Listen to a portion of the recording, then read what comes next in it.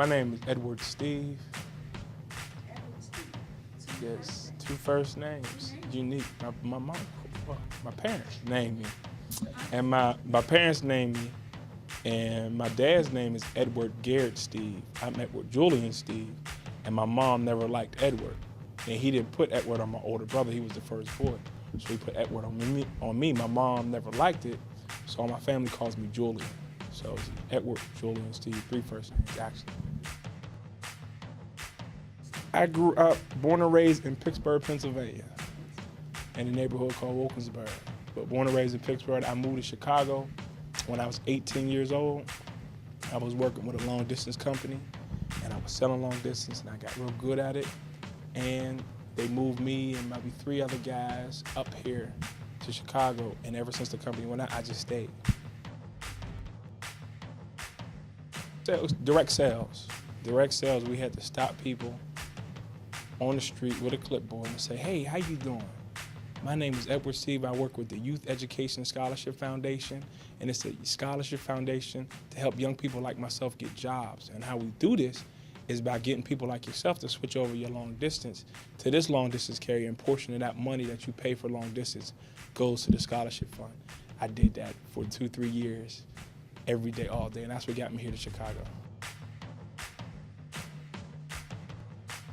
Of course, I went to elementary school, middle school, high school. I finished high school. I went to 1 year of college, but I was going into physical therapy. I didn't want to do that. And I really didn't know what I wanted to do out of high school. Even though when I was in my early years, my dad always helped me with a video camera. I never thought to pursue that as a career. Nobody else wanted to hold the camera. We had family functions. I would always be the one here. Let me take it, I'll do it. And I like doing it. I never thought, man, I didn't need to go to school for this.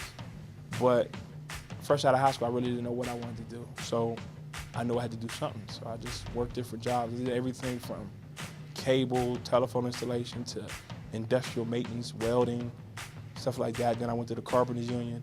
And right now I do weatherization home inspections during the day.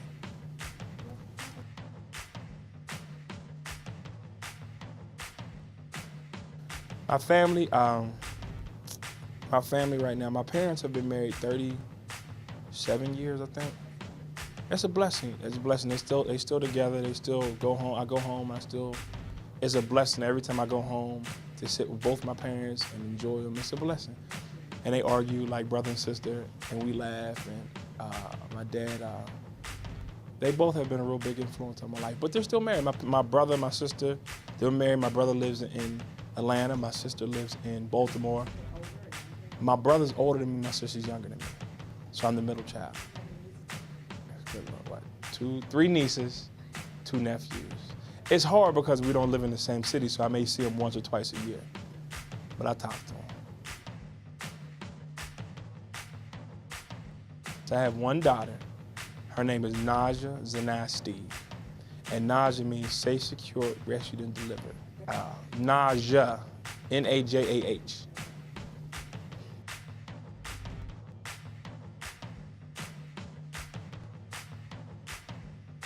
My career ambitions is really to own my own media production company, have a website, not strictly video. My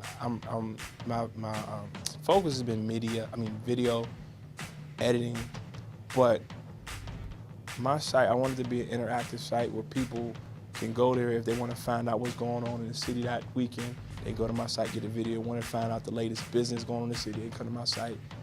And then I want to be able to do it all, as far as if you need something shot and edited, I can do that. If you need a logo, I can do that. If you need a website design, I can do that. If you need photography done, I can do that. That's my goal. And I really want to do it for myself. It would be nice to get a job at a news station or somewhere, but that's not my primary goal, especially with the economy is the way it is now. I'm 32.